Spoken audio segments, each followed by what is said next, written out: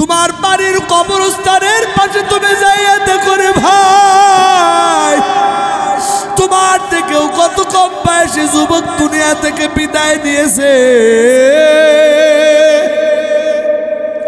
তুমি আরো 10 বছর দুনিয়াতে বাঁচবা, এটার কি গ্যারান্টি আছে রে ভাই? এই যে গত কয়েকদিন আগে দেখলাম একজন যুবক মানুষ অফিস থেকে বাহির হয়েছে। ওই যুবক ইলিশ মাছ কিনেছে, বাজার সদাই করিয়া মোটর সাইকেলের পিছনে বেঁধে যাইতেছে বাড়ির পথ। এমন সময়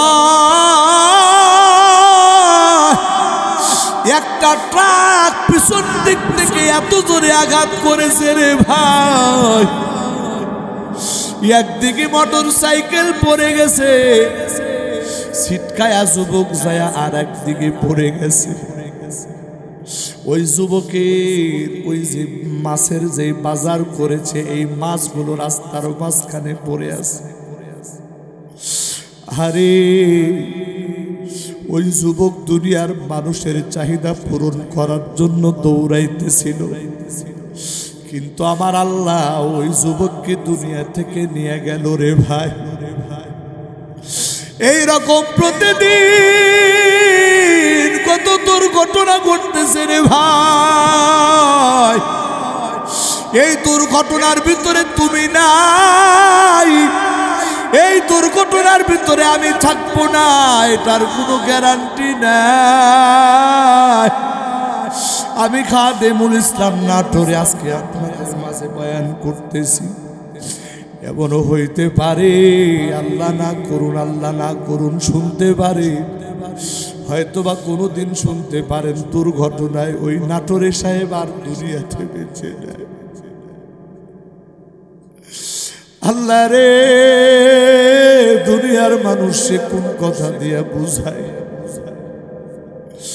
মানুষের হায়াত আর মৌতের বিষয়টা তো এমন, তোমার চক্ষু বন্ধ হবে, এই চক্ষু খোলার আগে তোমার মরণের ডাক চলে আসতে পারে। ওগো পর্দার অন্তরালের মা বোনেরা,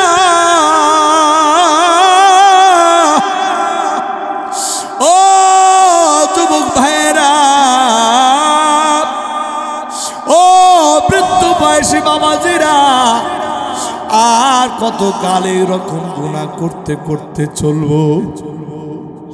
এই জীবনটাকে গুনাহ করে করে শেষ করে দিব নাকি? ওরে বন্ধু, আজকে এই ছোট্ট মাহফিল থেকে কি একটু তওবা করা যায় না? আল্লাহ, জীবন ভর গুনাহ করেছি, একটা গুনার সাজা যদি তুমি দাও। আল্লাহ রে,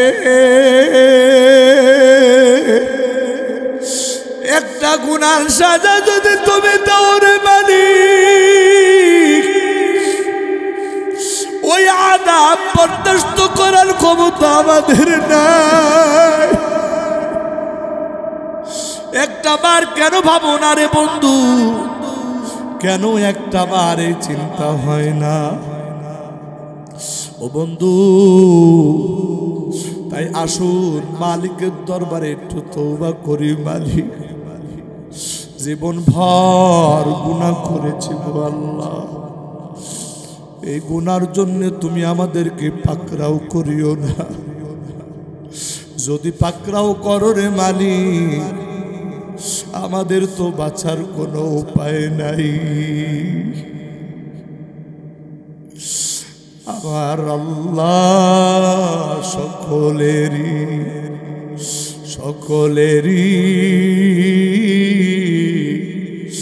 দরজা হইতে আল্লাহ ফিরিয়া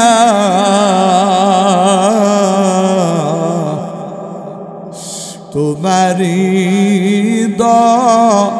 দরজায় রইলাম পড়িয়া। তুমি যদি মাফ না করো আল্লাহ বান্দারে,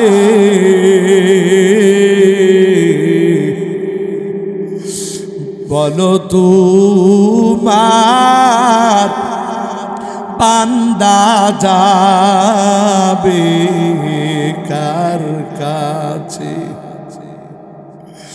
আদর করিয়া মানুষ আল্লাহ বানায়া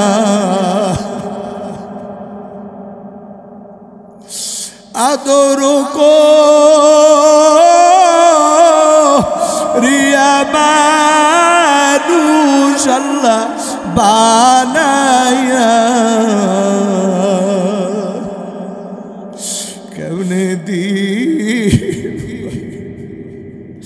কেমনে দিবা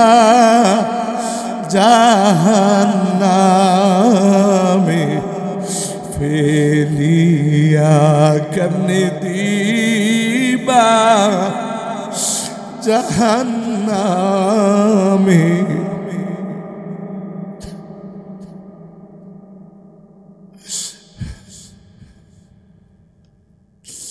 আল্লাহ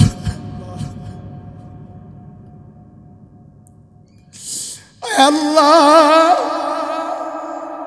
তোমার বান্দাগুলির দিকে তাকায় মালিক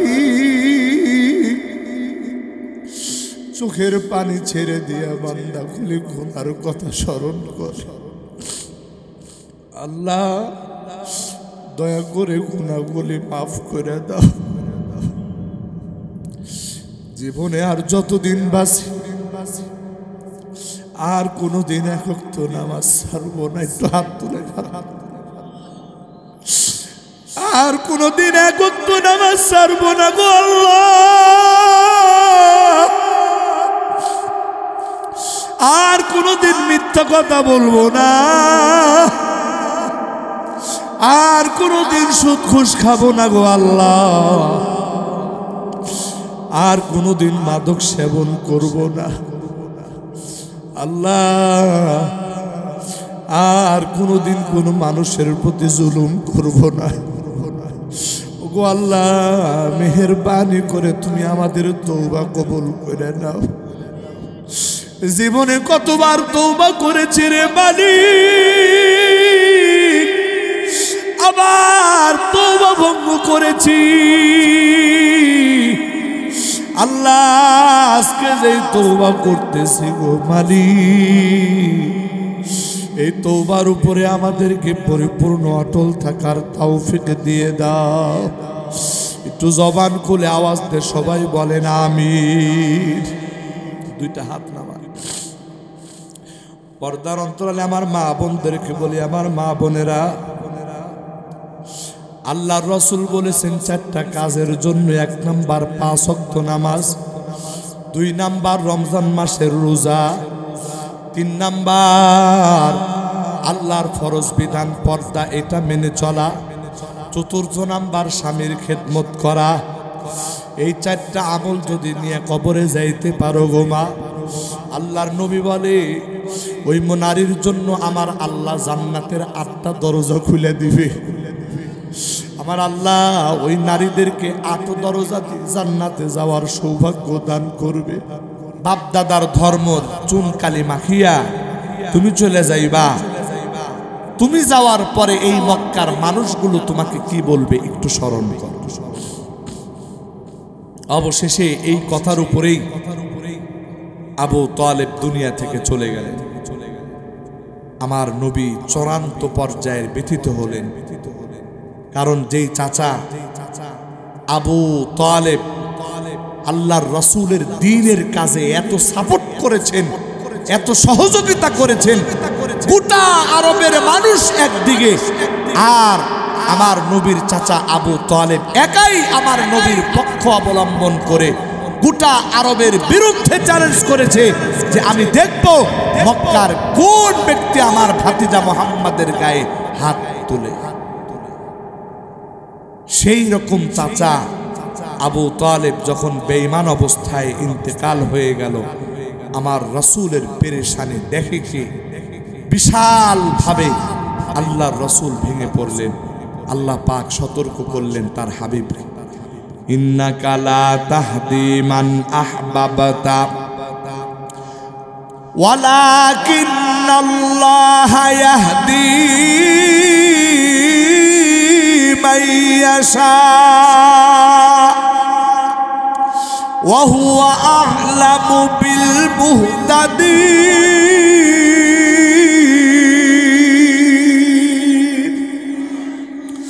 আমার আল্লাহ বলেন, নিশ্চয়ই আপনি যাকে পছন্দ করেন তাকে আপনি হেদায়েত দিতে পারবেন না।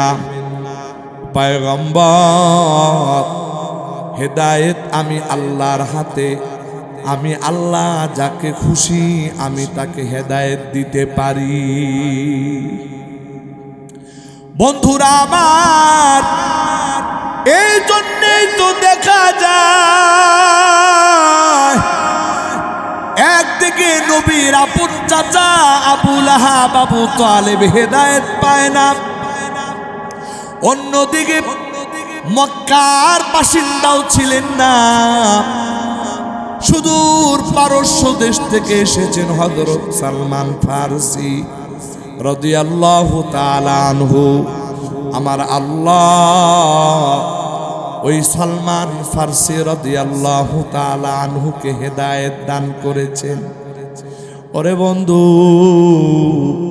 হযরত সুহাইব রুমি রাদিয়াল্লাহু তাআলা আনহু সুদূর রূম অঞ্চল থেকে এসেছেন ভাই, কিন্তু আমার আল্লাহ হযরত সুহাইব রুমিকে হেদায়েত দান করেছেন। আল্লাহু আকবার। অন্যদিকে হযরত বিলাল হাফসি রাদিয়াল্লাহু তাআলা আনহু সুদূর আফ্রিকা দেশ থেকে এসেছে। আমার আল্লাহ হযরত বেলালের গলার ভিতরে হেদায়েতের রশি লাগায় দিয়েছে। আহারে, ওই বেলালের দুনিয়াবি কোনো মর্যাদা ছিল না, কোনো সুন্দর চেহারা ছিল না, বরং এমন বদসুরত ছিল রে, দুনিয়ার মানুষ হযরতে বেলালের চেহারা দেখলে ভয় পাওয়া যাইত। ঠোঁটগুলি এত মোটা মোটা ছিল, চেহারা এত কালো ছিল রে ভাই। যেই বেলাল আরবের বাসিন্দা ছিলেন না, নেতৃস্থানীয় কোনো মানুষও ছিলেন না, কিন্তু বেলাল একজন কৃতদাস ছিল রে ভাই। দুনিয়াবি দৃষ্টিকোণ থেকে যার কোনো মর্যাদা ছিল না, আমার আল্লাহ ওই বেলালের গলার ভিতরে যখন হেদায়েতের রশি পরায় দিয়েছি, ওই বেলালের মর্যাদা এত বেড়ে গেছে, এত বেড়ে গেছে। আরে ভাই, ওই বিলাল রাদিয়াল্লাহু তাআলা আনহু, আমার নবীজি যখন মেরাজে যায়, জান্নাত ভ্রমণ করতেছে রে ভাই, জান্নাতের ভিতরে দেখতে পান কে যেন হাঁটতেছে, পায়ের আওয়াজ শোনা যায়, পায়ের আওয়াজ শোনা যায়, কিন্তু চোখে দেখা যায় না। আল্লাহর রাসূল বড় আশ্চর্য হলেন, জিব্রাইলকে বলেন, জিব্রাইল, জান্নাতের ভিতরে কে যেন হাঁটাহাঁটি করতেছে, পায়ের আওয়াজ শোনা যায় কিন্তু দেখা যায় না। হযরত জিব্রাইল ডাক দিয়া বলে, ও পয়গম্বর, জান্নাতে কেউ হাঁটে না, বরং এই ব্যক্তি জমিনের মধ্যে হাঁটতেছে, কিন্তু আমার আল্লাহর কাছে এত মর্যাদা, এই ব্যক্তি জমিনের মধ্যে হাঁটলে আমার আল্লাহ তার হাঁটার আওয়াজ জান্নাতের ভিতরে পৌঁছাইয়া দেয়। আর একটু জোরে বলেন সুবহানাল্লাহ। ওরে বন্ধু, আল্লাহর নবী বড় ইন্টারেস্টিং হয়ে গেলেন, বললেন, ও জিবরাইল, খুলে বলো না কার কথা তুমি বলতেছো। হযরতে জিবরাইল আমিন ডাক দিয়া বলেন, ইয়া রাসূলুল্লাহ, ইয়া হাবিবাল্লাহ, এটা আর কেউ নন, ইনি হলেন আপনার গরিব সাহাবী হযরতে বিলাল। আল্লাহু আকবার, আল্লাহু আকবার। প্রাণের ভাইয়েরা আমার, ওই বিলালের এত মর্যাদা ছিল রে ভাই। ওই বিলাল আমার আল্লাহর কাছে এত দামি, দুনিয়ার মানুষ তার চিনি না, দুনিয়ার মানুষের কাছে তার বিন্দু পরিমাণ কোনো মর্যাদা নাই। ওরে বন্ধু, কিন্তু ওই বিলাল কি কামফা বাদায় ফেলছে রে ভাই। জমিনের মধ্যে হাঁটলে এই হাঁটার আওয়াজ আল্লাহ জান্নাতে পৌঁছায়া দেয়। প্রাণের ভাইরা আমার, বন্ধুরা আমার, শুধু তাই নয়, আমার আল্লাহ বিলালকে এত বেশি ভালোবাসতেন, এত মায়া করতেন। এই জমিনের ভিতরে যদি বিলালের ব্যাপারে কেউ কোনো সমালোচনা করে, আমার আল্লাহ বরদাস্ত করতে পারত না। ও বন্ধু, হযরতে বিলাল হাফসি রাদিয়াল্লাহু তাআলা আনহু যখন মক্কা বিজয় হলো, মক্কা বিজয়ের পর আমার নবীজি যখন বিজয়ের আজান দেওয়ার জন্য কি আজান দিবে খুঁজতেছে, আমার বন্ধুরা, একদিকে মক্কার বিজয়, এটা তো মুসলমানদের জন্য ঐতিহাসিক বিজয়, আবার বিজয়ের আজান, এই বিজয়ের আজানটাও ইতিহাসের মধ্যে স্বর্ণাক্ষরে লেখা হয়ে যাবে। এই ইতিহাসের সাক্ষী সবাই হতে চায়। নবীজির বড় বড় সাহাবীরা পর্যন্ত আজ ইতিহাসের সাক্ষী হতে চায়। আজকে বিজয়ের আজানটা যার গলায় বাজবে, সেই কণ্ঠটাও হয়ে যাবে ইতিহাস। যার কণ্ঠে আজ বিজয়ের আজান বাজবে রে ভাই, ইতিহাসের পাতায় ওই ব্যক্তির নাম স্বর্ণাক্ষরে লেখা হয়ে যাবে। আল্লাহু আকবার। সমস্ত সাহাবীরা, বড় বড় বড় বড় সাহাবীরা পর্যন্ত আশায় আছে, আজকে বিজয়ের আজানটা বুঝি আল্লাহর রাসূল আমাকে দিয়ে দেওয়াবেন। ওরে বন্ধু, কিন্তু আমার নবীর নজর কিন্তু ভিন্ন একজনের দিকে। আমার নবীজি মজমার ভিতরে শুধু বারবার আমার নবীজি দৃষ্টিপাত করতেছেন একজনকে খোঁজার জন্য। একটু পরে আমার নবীজির দৃষ্টিতে চলে আসলেন হযরতে বিলাল। আল্লাহর নবী আর দেরি করলেন না, বিলালকে ডাক দিলেন, ও বিলাল, তাড়াতাড়ি আসো, আজকে বিজয়ের আজান তোমার কণ্ঠে বাজবে। প্রাণের ভাইরা আমার, হযরতে বিলাল শিশু বাচ্চার মতো দৌড়ায়া আমার প্রাণের নবীর সামনে আগায় আসছে। আল্লাহু আকবার। হযরতে বিলাল ভালো করেই জানে আজকের এই আজান দেওয়ার জন্য আবু বকর পর্যন্ত আশায় ছিল, এই আজান দেওয়ার জন্য হযরত ওমর পর্যন্ত আশায় ছিল, এই আজান দেওয়ার জন্য বড় বড় সাহাবীরা অপেক্ষায় ছিল। কিন্তু নবীজি সাল্লাল্লাহু আলাইহি ওয়াসাল্লাম কাউকে না ডাকিয়া হযরতে বিলালকে যখন ডাক দিয়েছে, হযরতে বিলাল দৌড়ায়া শিশু বাচ্চার মতো আল্লাহর রসুলের দরবারে চলে আসছে, আল্লাহর রসুলের সামনে চলে আসছে। হযরতে বিলালের চোখ দিয়া টপ টপ করে গড়াইয়া গড়াইয়া পানি পড়ে। আল্লাহর নবী ডাক দিয়া বলে, ও বিলাল, আজকের এই বিজয়ের দিন তোমার কণ্ঠে আজান বাজবে রে বিলাল। আজকে তুমি কেন কান্নাকাটি করো? হযরতে বিলাল ডাক দিয়া বলে, ইয়া রাসূলুল্লাহ, ইয়া হাবিবাল্লাহ, আপনি যে আমার মতো একজন মানুষকে বাছাই করেছেন আজকে আজান দেওয়ার জন্য, ওগো পয়গম্বর, আমি বেলালের কি মর্যাদা আছে? আমি বেলাল তো একেবারেই নগণ্য গোলাম। ও পয়গম্বর, আজকে আমি নগণ্য গোলাম জানার পরেও আপনি এই বিজয়ের আজানের ইতিহাসের সাক্ষী হওয়ার জন্য আমি বিলালকে ডাক দিয়েছেন, যার কারণে আমি বিলাল নিজের চোখের পানি আর ধরে রাখতে পারি নাই। একটু আওয়াজ দেয়া জোরে জোরে বলেন সুবহানাল্লাহ। প্রাণের ভাইয়েরা আমার, একটু গভীর মনোযোগ দিয়ে শুনুন রে ভাই। যদি কোনো বান্দা আল্লাহর কাছে প্রিয় হয়, ওই বান্দার কেমন মর্যাদা হয়? হযরতে বিলাল রাদিয়াল্লাহু তাআলা আনহু বলেন, ও পয়গম্বর, এটা আমার দুঃখের অশ্রু নয়, বরং এটা আমার আনন্দের কান্না।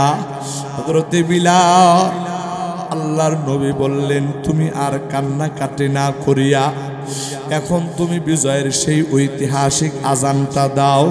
হযরতে বিলাল যখন খানায়ে কাবার উপরে চড়ে আজান দিতে আরম্ভ করলেন, আমার প্রাণের ভাইরা, আমার বন্ধুরা, একদিকে মক্কার কাফের বেঈমানেরা আবু সুফিয়ানের ঘরের মধ্যে কয়েকজন কাফের বসা আছে। যখন হযরত বিলাল আজান দিতে আরম্ভ করছে, ওই কাফেরদের মধ্য থেকে একজন বলে যে, মুহাম্মদ এই কালো কাক ব্যতীত বুঝে আর কাউকে আজান দেওয়ার জন্য খুঁজে পায় নাই। আরে হযরতে বিলালের ব্যাপারে যখন কটূক্তি শুরু হয়ে গেল, এই রকম দ্বিতীয় আরো একজন বলতেছে, আমার বাবার কপালটা বড় ভালো যে আজকের এই দিনটা আমার বাবাকে দেখতে হয় নাই, তার আগেই আমার বাবা দুনিয়া থেকে বিদায় নিয়ে চলে গেছে। এই রকম ভাবে একজনের পরে একজন হযরতে বিলালের ব্যাপারে কটূক্তি করতেছে রে ভাই। হযরতে বিলালের ব্যাপারে সমালোচনা করতে করতে একজন বলে, মুহাম্মাদের কাছে কি আমাদের কুরাইশ বংশের কোনো ব্যক্তি ছিল না যে কিনা আজান দেওয়ার জন্য মুহাম্মদ বাছাই করত? কিন্তু সেটা না করিয়া একজন কৃতদাস গোলামকে দিয়া আজকের এই দিনে মুহাম্মদ বিজয়ের এই আজান দেওয়াইতেছে। এই রকম কথা যখন একজন একজন বলতেছে, অবশেষে আবু সুফিয়ানের পালা আসলো। আবু সুফিয়ানকে বলা হলো, তুমি কিছু বলো। আবু সুফিয়ান বলে, না না, এই ব্যাপারে আমি কোনো মন্তব্য করতে চাই না। এমনও তো হইতে পারে আমি কোনো মন্তব্য করব, আর এই মন্তব্যের কথাটা মুহাম্মাদের আল্লাহ মুহাম্মাদের কাছে ওহীর মাধ্যমে জানায়া দিবে। প্রাণের ভাইরা আমার, এইদিকে হযরতে বিলালের ব্যাপারে সমালোচনা চলতেছে। আমার আল্লাহ এই সমালোচনা বরদাস্ত করতে পারে না। সঙ্গে সঙ্গে আমার আল্লাহ হযরতে বিলালের শানে আয়াত নাজিল করলেন। সুবহানাল্লাহ বলেন, আরেকটু আওয়াজ দিয়ে বলেন সুবহানাল্লাহ। আপনাদের কি কষ্ট হইতেছে নাকি? আমার কথাগুলো বুঝতেছেন নাকি? ওরে বন্ধু, আমি একটু দরদ নিয়ে কয়েকটা কথা আপনাদের সামনে বলবো রে ভাই। জীবনে আজকে দেখা হয়েছে, আর কোনোদিন দেখা হবে কিনা, আজকে কথা বলার সুযোগ হয়েছে, আর কোনোদিন হবে কিনা সেটা আমি জানি না, কিন্তু দিলের দরদ দিয়ে কিছু কথা বলতে চাই, এই কারণে যাতে করে আমি আর আপনি হেদায়েতের বাতি আমার আপনার অন্তরে জ্বলে যায়। আমার প্রাণের ভাইরা, আমার বন্ধুরা, এইদিকে যখন হযরতে বিলাল তার ব্যাপারে যখন কটূক্তি সমালোচনা চলতেছে, আমার আল্লাহ বরদাস্ত করতে পারে না, সঙ্গে সঙ্গে আয়াত নাজিল করে দিলেন। আমার আল্লাহ বলেন, ইয়া আইয়ুহান নাসু ইন্না খালাকনাকুম মিন যাকারিন ওয়া উনসা ওয়া জাআলনাকুম শুউবান ওয়া ক্বাবাইলা লিতাআরাফু ইন্না আকরামাকুম ইনদাল্লাহি আতকাকুম ইন্নাল্লাহা আলিমুন খাবীর।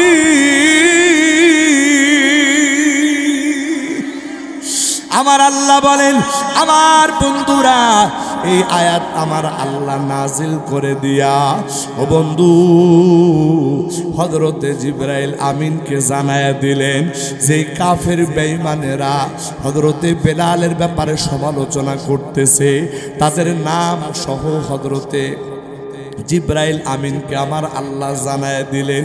হযরতে জিবরাইল আমিন জমিনে আসার পরে নবীজির কাছে আসলেন।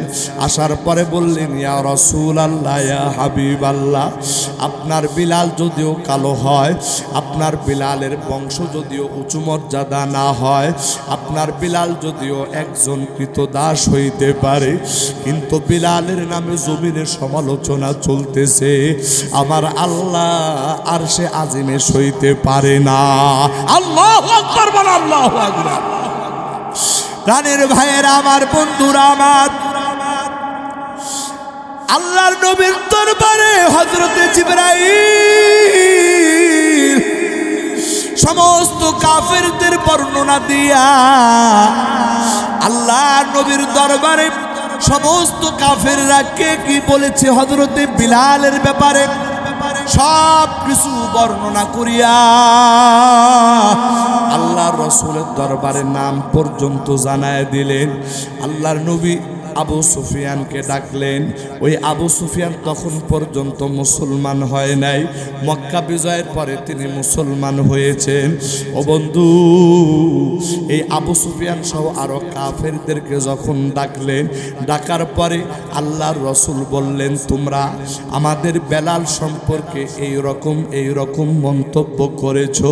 সমস্ত কাফেররা তারা মাথা নত করে দেয়।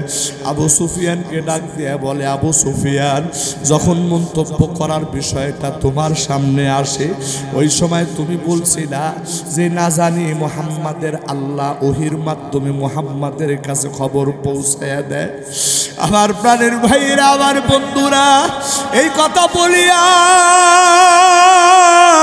পয়গম্বরে আরবি ডাক দিয়া বলে, শোনো কাফির বেঈমান, ভালো করে শুনো, আমার বিলাল আমার আল্লাহর কাছে কত পছন্দের।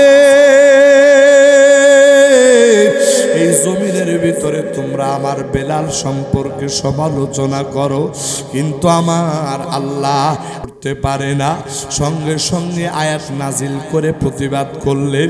আমার আল্লাহ বলেন, ইয়া আইয়ুহান নাস, হে মানুষেরা, ইন্না খলাকনাকুম মিন যাকারিন ওয়া উনসা, নিশ্চয়ই আমি আল্লাহ একজন নারী আর একজন পুরুষের মাধ্যমে এই দুনিয়াতে মানুষগুলো সৃষ্টি করেছি।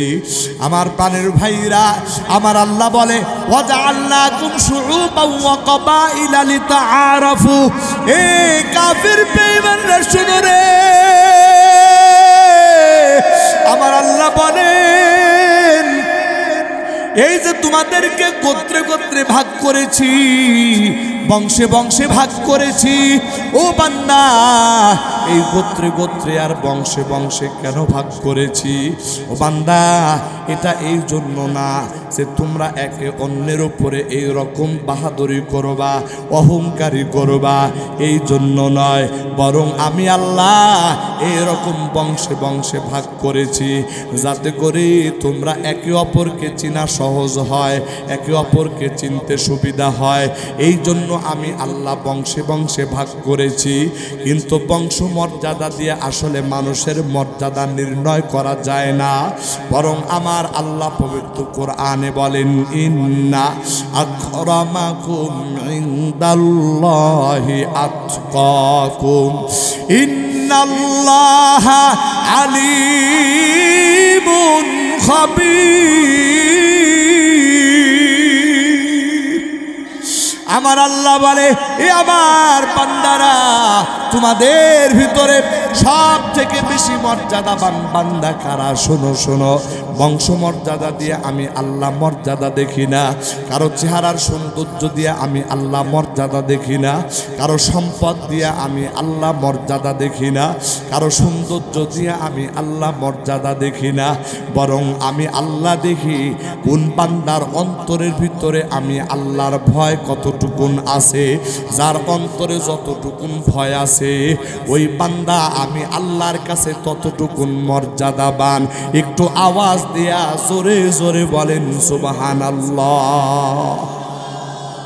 প্রাণের ভাইয়ের আমার, একটু গভীর মনোযোগ দিয়ে কথাগুলি শুনো রে ভাই। হযরত বিলাল এই দুনিয়াতে এত নিকৃষ্ট হওয়ার পর ওই বিলালের মর্যাদা আল্লাহর কাছে এত বেশি কেন? কারণ ওই বিলালের অন্তরের ভিতরে আল্লাহর ভয় আছে। ওরে বন্ধু, এই বিষয়টাই তো আমার আপনার জন্য বড় একটা বয়ান। আমার আল্লাহ পবিত্র কোরআনে কারিমের মধ্যে বলেন, ইয়া আইয়ুহাল্লাযীনা আমানু কুতিবা আলাইকুমুস সিয়াম কামা কুতিবা আলাল্লাযীনা মিন ক্বাবলিকুম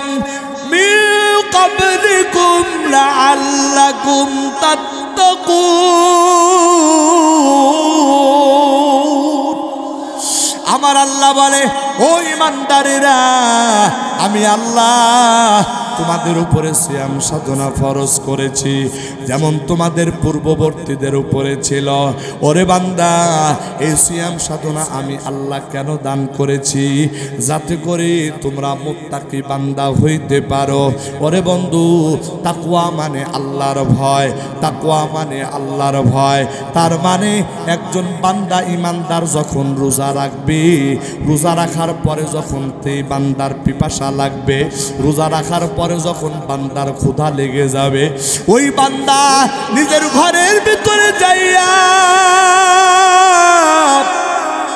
ঘরের দরজা জানালা বন্ধ করিয়া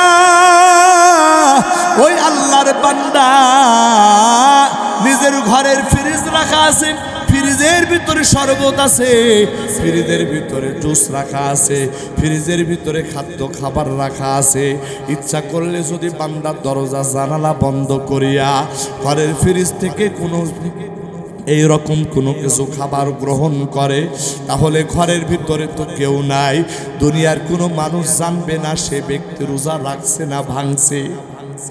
কিন্তু ওই বান্দা এই পানি পান করে না, ওই বান্দা ক্ষুধার্ত অবস্থায় থাকার পরেও খাদ্য গ্রহণ করে না।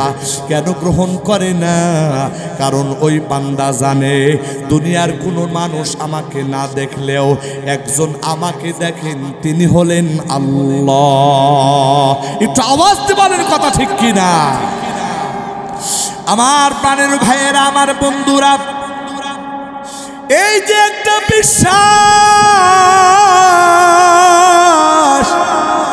এই বিশ্বাস জন্মানোর জন্যই আমার আল্লাহ এই দুনিয়ার ভিতরে আমাকে আপনাকে সিয়াম সাধনা দান করেছে। ও বান্দা, একটু গভীর মনোযোগ দিয়ে কথা বলে শুনুন আল্লাহর বান্দা।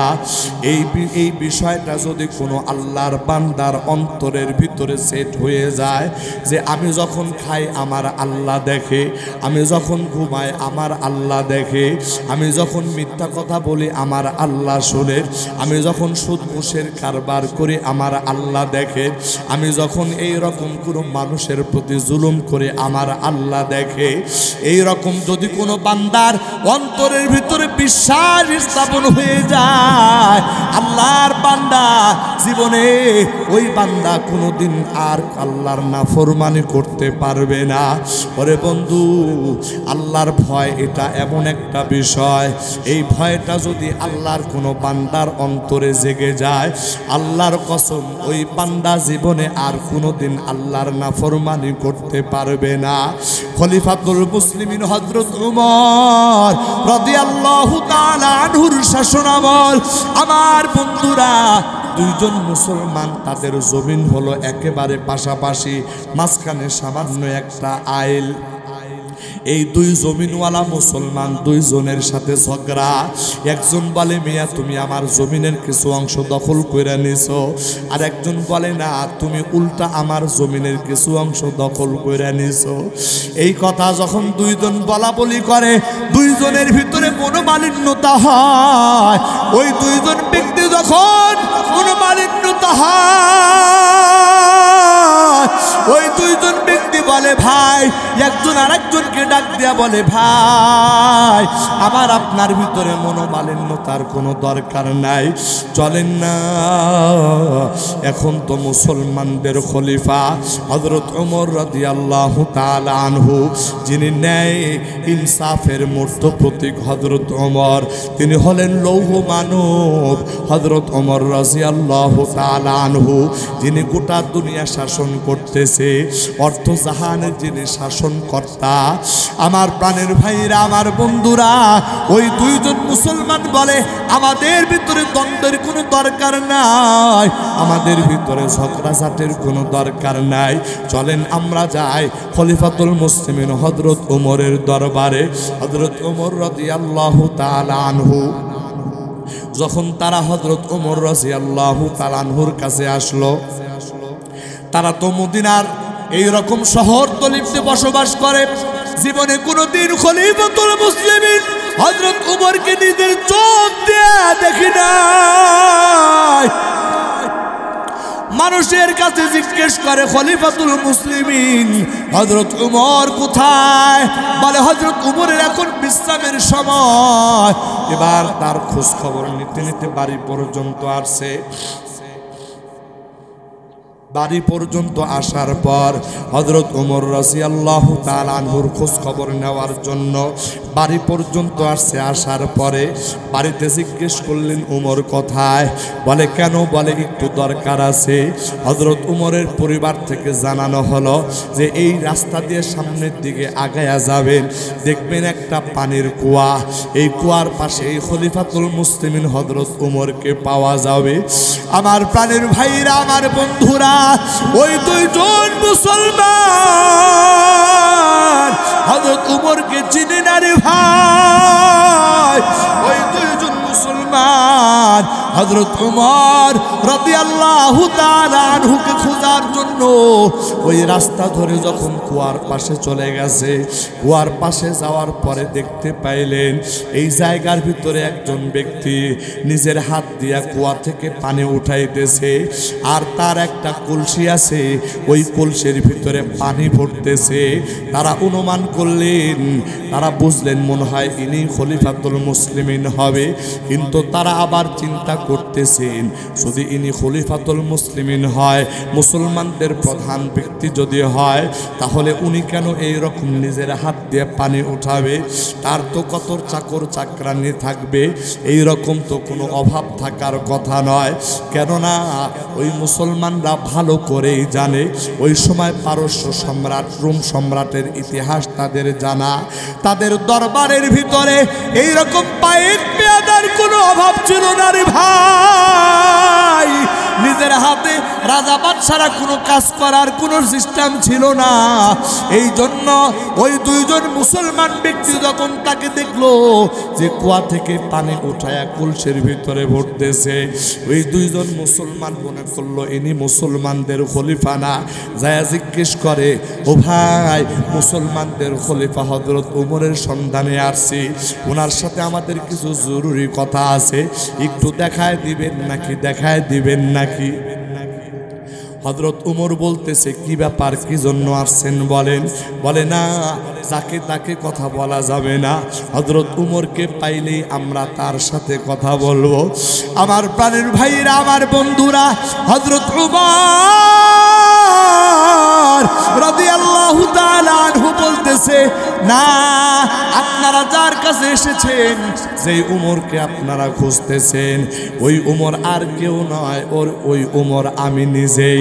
একটু আওয়াজ দিয়া জোরে জোরে বলেন সুবহানাল্লাহ। দুইজন মুসলমান তো আশ্চর্য হয়ে গেছে।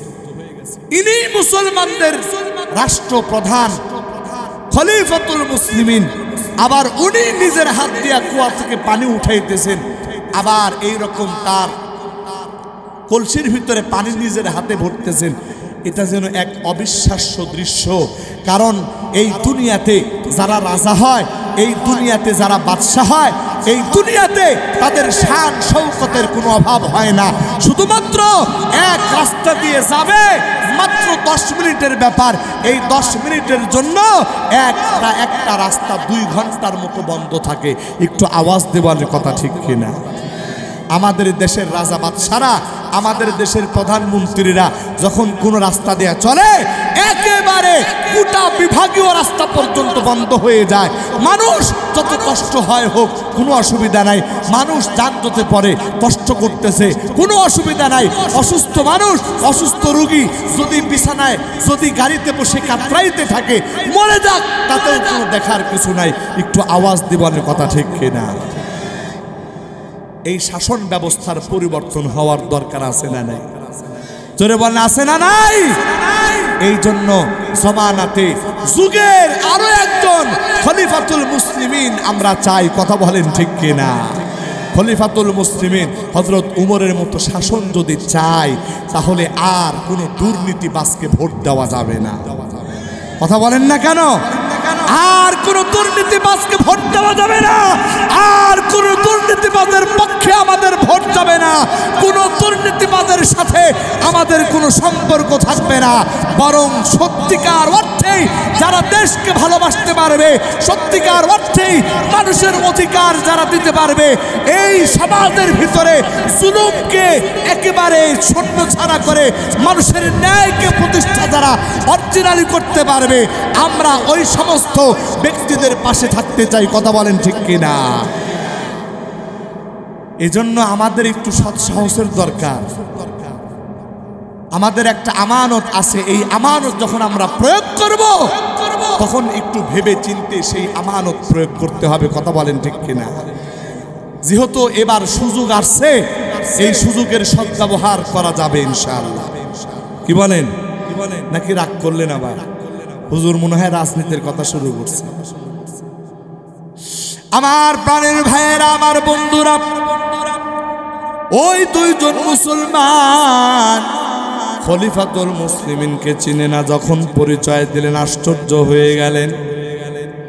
বললেন, হুজুর, আমরা অনেক দূর থেকে এসেছি আপনার সঙ্গে কথা বলার জন্য। অনেক গুরুত্বপূর্ণ কথা, আমাদের কথাগুলি একটু ধৈর্য দিয়ে শুনতে হবে। প্রাণের ভাইয়েরা আমার, হযরতে উমর কলসির ভিতরে পানি ভরিয়া নিজের মাথার ভিতরে কলসিটা উঠাইলেন, আর ওই দুইজন মুসলমানকে বললেন, ভাই, আপনারা কি সমস্যায় আসছেন খুলে বলেন। ওই মুসলমান দুইজন বলতেছে, হুজুর, আপনার মাথার উপরে কলসি, আমরা যদি কথা বলি আমাদের কথা লম্বা হয়ে যাবে, আপনার কষ্ট হবে, চলুন না আমরা এক জায়গায় বসি। ওরে বন্ধু, হযরত উমর রাদিয়াল্লাহু তাআলা আনহু তাদের কথা মতো এক জায়গায় বসলেন। কিন্তু বসার সিস্টেমটা ছিল এই রকম, হযরত উমর যেমন নামাজে আত্তাহিয়াতুস সূরাতে আমরা বসি, এই রকম ভাবে হযরত উমর রাদিয়াল্লাহু তাআলা আনহু জমিনের মধ্যে বসে পড়ছে। আর তিনি যে বসছেন, এই বসার পরে তিনি তার মাথার থেকে কলসিটা নামায়া তিনি তার কোলের ভিতরে 2টা রানের উপরে রাখছে। ওই দুইজন মুসলমান ডাক দিয়া বলে, ও খলিফাতুল মুসলিমিন, এই কলসিটা আপনার কোলের ভিতরে রাখা, যতক্ষণ পর্যন্ত এই কলসিটা আপনার কোলের ভিতরে থাকবে, আমাদের কথা লম্বা হলে আপনার কষ্ট হবে। তার চেয়ে বরং একটা কাজ করুন, এই কলসিটা জমিনের ভিতরে রেখে দেন। এই জমিনের ভিতরে রাখার পরে আমরা কথা বলা শেষ করার পরে এটা আবার বহন করে আপনি আপনার বাড়ি পর্যন্ত নিয়ে যাবেন। হযরত উমর বলে, না ভাই, এই কলসিটা জমিনে রাখা যাবে না। বলে, কেন হুজুর, জানতে পারি নাকি? বলে, হ্যাঁ, এই যে কলসিটা দেখতেছো, এই কলসিটার তলার ভিতরে পানি লাগানো আছে। এই কলসি যখন জমিনের ভিতরে রাখবো রে ভাই, এই কলসির তলার ভিতরে পানি লেগে থাকার কারণে এই কলসিটার তলার ভিতরে মাটি লেগে যাবে, মাটি। আর এই মাটি যদি আমার বাড়িতে চলে যায়, একদিন তো আদালত কায়েম হবে, আল্লাহর আদালত। ওই আদালতে যদি আমার আল্লাহ আমি উমরকে জিজ্ঞেস করে, ও উমর, তুমি তো মুসলমানদের খলিফা ছিলা, ওই খলিফা থাকাকালীন সময়ে অন্য মানুষের জমিনের ভিতরে তুমি তোমার পানির কলসিটা রাখিয়া, ওই পানির কলসির ভিতরে তলার ভিতরে যেই মাটি লেগেছিল, এই মাটির মালিক তো তুমি ছিলা না। ওই মাটিটা তোমার বাড়ি পর্যন্ত তুমি নিয়ে গেছিলা। দুনিয়াতে তোমার বিরুদ্ধে কেউ আইন আদালত জারি করে নাই, কিন্তু আমি আল্লাহ, আমার আদালত তো বড় শক্ত আদালত। এই আদালতে আজকে তোমাকে জবাব দিয়ে যাওয়া লাগবে। অন্যের জমিনের মাটি তুমি কেন অন্যায়ভাবে গ্রহণ করছিলা? প্রাণের ভাইরা আমার, খলিফাতুল মুসলিমিন হযরত ওমর রাদিয়াল্লাহু তাআলা আনহু, আল্লাহর প্রতি ভয় তার কেমন অন্তরে ছিল রে ভাই। এই দুনিয়ার ভিতরে আমার আপনার জীবনের কত সময় চলে যাইতেছে, কিন্তু কোনো টেনশন করি না। আরে, এই জীবনটার কত মূল্যবান সময় আমাদের জীবন থেকে পার হয়ে যাইতেছে, কিন্তু চিন্তা করি না। ওরে আল্লাহর বান্দা, অথচ এই হযরত উমর রাদিয়াল্লাহু তাআলা আনহু যখন ইন্তেকাল হয়ে যান, হযরত উমর রাদিয়াল্লাহু তাআলা আনহু যখন শাহাদত বরণ করে, হযরত উমরের কাফন দাফনের জন্য যখন নেওয়া হয়, আমার প্রাণের ভাইরা, হযরত উমর রাদিয়াল্লাহু তাআলা আনহুর পিঠের ভিতরে দাগ দেখা যাইতেছে, এমন দাগ, ওটা দেখলেই বোঝা যায় পিঠের ভিতরে কে যেন চাবুক দ্বারা আঘাত করেছে। আরে, কিছু কিছু জায়গায় চাবুকের আঘাত এত বিশাল হয়ে গেছে, এত গভীরতায় পৌঁছে গেছে যে চামড়া গোশত ওখানে নাই। ওরে বন্ধু, এইরকম হযরত উমর রাদিয়াল্লাহু তাআলা আনহুর পিঠের ক্ষত বিক্ষত অবস্থা। নবীজির সমস্ত সাহাবীরা আশ্চর্য হয়ে গেছে রে, মুসলমানদের খলিফা হযরত উমর সাধারণ কোনো ব্যক্তি না। এই জমিনে যতদিন পর্যন্ত তিনি খলিফা ছিলেন, গোটা দুনিয়ার কাফির বেঈমানেরা হযরত উমরের নাম শুনলে থরথর করে কেঁপে উঠত। আর আজকে ওই খলিফাতুল মুসলিমিন দুনিয়া থেকে বিদায় হয়ে গেছে, কিন্তু তার পিঠের ভিতরে চাবুকের আঘাত। নবীর সাহাবীরা বুঝতে পারে না, নবীর সাহাবীরা পাগল পারা হইয়া হয়রান হয়ে যাচ্ছে। এমন সময় হযরত আব্দুল্লাহ ইবনে উমর রাদিয়াল্লাহু তাআলা আনহু ঘরের ভিতর থেকে একটা পুরাতন ডায়েরি বাহির করিয়া নবীর সাহাবীদের মাঝে এসে দাঁড়ায় গেছে, বললেন আপনারা শান্ত হয়ে বসুন। এই যে দেখতেছেন একটা ডায়েরি, আমার হাতের ভিতরে যেই ডায়েরিটা দেখতেছেন, এই ডায়েরিটা আমার বাবার দৈনন্দিনের আমল নামা।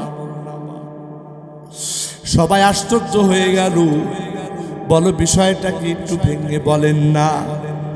হযরত আব্দুল্লাহ ইবনে ওমর বলতেছেন যে আমার বাবা দৈনন্দিন রাতের বেলায় যখন ঘরের ভিতরে যায়, ঘরের ভিতরে যাওয়ার পর ঘরের দরজা জানালা বন্ধ করিয়া আমার বাবা দৈনন্দিন এই ডায়েরিটার সামনে লইয়া বসত। আর দিনের ভিতরে কয়টা নেক আমল করেছে, ওই নেক আমলগুলি ডায়েরির ভিতরে লিখত। যদি নেক আমলের সংখ্যা একটু বেশি হইতো, আমার বাবা তখন আল্লাহর দরবারে শুকরিয়া আদায় করতো, আল্লাহ আপনি তো আমাকে তৌফিক দান করেছেন, এই জন্য করতে পেরেছি। আর যদি কোনো জায়গায় নেক আমলের সংখ্যা একটু কম দেখা যাইতো, যেমন দৈনন্দিন যেই পরিমাণ নফল নামাজ পড়তেন, তুলনামূলক একটু নফল নামাজ কম হয়ে গেছে। দৈনন্দিন কোরআন তিলাওয়াত করতেন, কিন্তু তুলনামূলক তিলাওয়াতটা একটু কম হয়ে গেছে। দৈনন্দিন দান সদকা করতেন, কিন্তু তুলনামূলক একটু কম হয়ে গেছে। ওনারা তো গুনাহ করতেন না, নেক আমল করতেন, কিন্তু যদি তুলনামূলক নেক আমল কম হয়ে যাইতো, হযরত আব্দুল্লাহ ইবনে ওমর বলতো ওই সময় হযরত আব্দুল্লাহ ইবনে ওমর বললেন, আমার বাবা তখন নিজের নাম ধরিয়া নিজে নিজে তিরস্কার করতেন আর বলতেন, ওমর রে, তোর ভিতরে বুঝি আল্লাহর ভয় নাই? এ ওমর, জীবনে কি তুই মরবি না রে ওমর? রে ওমর, ওই হাসরের ময়দানে আল্লাহর আদালতে দাঁড়াবি, এই জন্য কি তোর কোনো ভয় লাগে না? হযরত আব্দুল্লাহ ইবনে ওমর বলে, এই কথাগুলি স্মরণ করিয়া করিয়া আমার বাবা নিজের হাতের ভিতরে চাবুক উঠায়া লইতে, এই চাবুক দিয়া নিজের পিঠের উপরে এত জোরে জোরে আঘাত করতে, ওই আঘাতের কারণে মাঝে মধ্যে তার শরীরের চামড়া উঠে চলে আসত। ওই আঘাতের কারণে মাঝে মধ্যে তার শরীরের গোশত খুলে চলে আসে, ফিনকি দিয়া রক্ত বাইর হইতো রে ভাই। এই পরিস্থিতির কথা নবীর সমস্ত সাহাবীরা শোনার পর এমন কেউ নাই যার চোখের ভিতরে পানি আটকায়। আরে যে উমর এত মারাত্মক একজন শাসক ছিল, গোটা দুনিয়া যার নামের উপরে কাঁপত, ওই উমর আমার আল্লাহরে কত ডরাইতো, কত ভয় পাইতো, কত টেনশন করত। আরে ভাই, এবার তুমি আর আমি একটু দেখি রে ভাই, এই জীবনে এত গুনাহ করি কিন্তু কোনোদিন টেনশন করি না, কোনোদিন ভাবি না আল্লাহর আদালতে আমাকে আপনাকে জবাবদিহি করা লাগবে। ও বন্ধু, আসল বাস্তবতা হলো কথা এইটাই, এই জিনিসটাই আমি বুঝাইতে চাই। এই দুনিয়া কিন্তু আসলে থাকার জায়গা না। আজকে দেখেন না দুনিয়াতে কত রকম দুর্ঘটনা ঘটতেছে, এই দুর্ঘটনাগুলির ভিতরে বেশিরভাগ যুবক মানুষ মারা যাইতেছে। ও যুবক ভাইয়েরা, তোমরা চিন্তা করো, এখনো তোমার নামাজের বয়স হয় নাই, এখনো মুখের ভিতরে দাড়ি রাখার বয়স হয় নাই, এখনো সুন্নতি লিবাস তোমার শরীরে পরার সময় হয় নাই। আরে যুবক, আমি বলি, তোমার বাড়ির কবরস্থানের পাশে তুমি যাইয়া দেখো রে ভাই, তোমার আমার থেকেও কত কম বয়সী যুবক দুনিয়া থেকে বিদায় নিয়েছে। তুমি আরো 10 বছর দুনিয়াতে বাঁচবা, এটার কি গ্যারান্টি আছে রে ভাই? এই যে গত কয়েকদিন আগে দেখলাম একজন যুবক মানুষ অফিস থেকে বাহির হয়েছে, গো আমার ইলিশ মাছ খাইতে মনে চায়। ওই যুবক ইলিশ মাছ কিনেছে, বাজার সদাই করিয়া মোটর সাইকেলের পিছনে বেঁধে যাইতেছে বাড়ির পথে। এমন সময় একটা ট্রাক পিছন দিক থেকে এত জোরে আঘাত করেছে রে ভাই, একদিকে মোটর সাইকেল পড়ে গেছে, ছিটকায়া যুবক যায় আর একদিকে পড়ে গেছে। ওই যুবকের ওই যে মাছের যে বাজার করেছে, এই মাছগুলো রাস্তার মাঝখানে পড়ে আছে। আরে ওই যুবক দুনিয়ার মানুষের চাহিদা পূরণ করার জন্য দৌড়াইতেছিল, কিন্তু আমার আল্লাহ ওই যুবককে দুনিয়া থেকে নিয়ে গেল রে ভাই। এই রকম প্রতিদিন কত দুর্ঘটনা ঘটতেছে রে ভাই। এই দুর্ঘটনার ভিতরে তুমি নাই, এই দুর্ঘটনার ভিতরে আমি থাকবো না, এটার কোনো গ্যারান্টি নাই। আমি খাদেমুল ইসলাম নাটোরে আজকে আপনাদের মাঝে বয়ান করতেছি।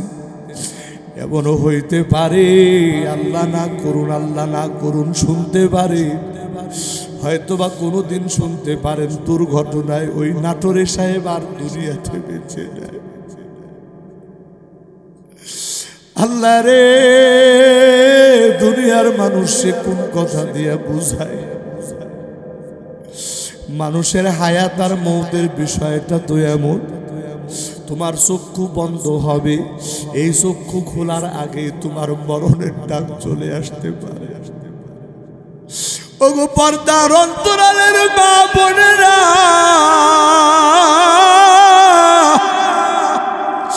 ও যুবক ভাইয়েরা, ও বৃদ্ধ বয়সী বাবাজিরা, আর কত কাল এরকম গুনাহ করতে করতে চলবো? এই জীবনটাকে গুনাহ করে করে শেষ করে দিব নাকি? ওরে বন্ধু, আজকে এই ছোট্ট মাহফিল থেকে কি একটু তওবা করা যায় না? আল্লাহ, জীবন ভর গুনাহ করেছি, একটা গুনার সাজা যদি তুমি দাও। আল্লাহ রে, একটা গুনার সাজা যদি তুমি দাও রে মালিক,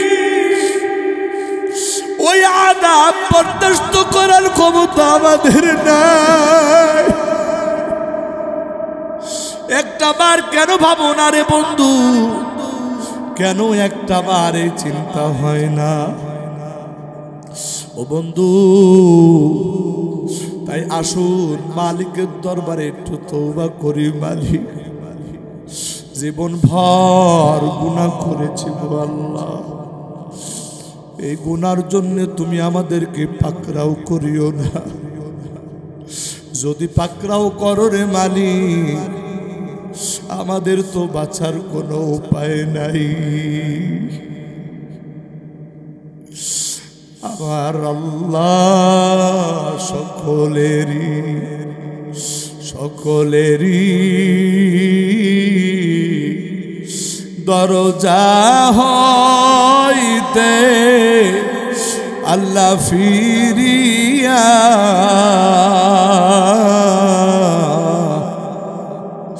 তোমারি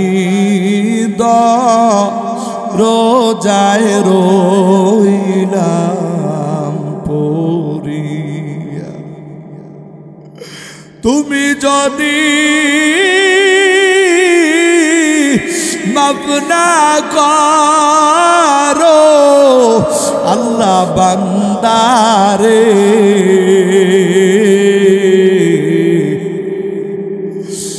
বলো তোমার বান্দা যাবে কার কাছে আদর করিয়া মানুষ আল্লাহ বানায়া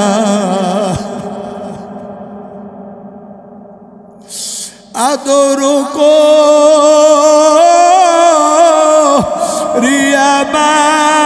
মানুষ আল্লাহ বানায়া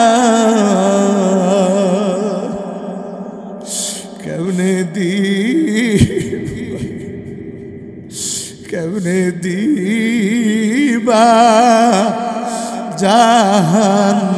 জাহান্নামে ফেলিয়া কেমনে দিবা জাহান্নামে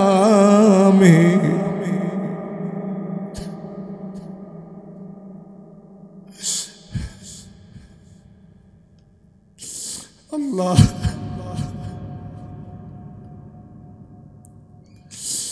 আল্লাহ তোমার বান্দাগুলির দিকে তাকায় মালিক চোখের পানি ছেড়ে দিয়া বান্দাগুলি গুনার কথা স্মরণ করে আল্লাহ দয়া করে গুনাহগুলি মাফ করে দাও জীবনে আর যতদিন বাঁচি আর কোনদিন এক ওয়াক্ত নামাজ ছাড়বো না একটু হাত তুলে আর কোনদিন এক ওয়াক্ত নামাজ ছাড়বো না গো আল্লাহ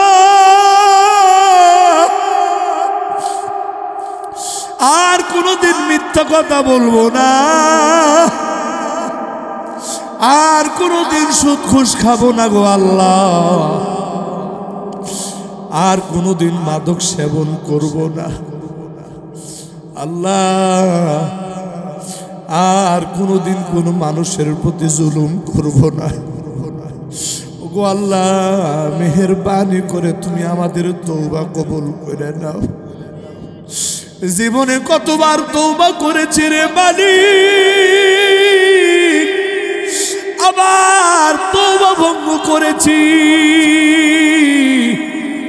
আল্লাহ আজকে যে তওবা করতেছি গো মালিক এই তওবার উপরে আমাদেরকে পরিপূর্ণ অটল থাকার তৌফিক দিয়ে দাও একটু জবান খুলে আওয়াজ দিয়ে সবাই বলেন আমিন দুইটা হাত নামান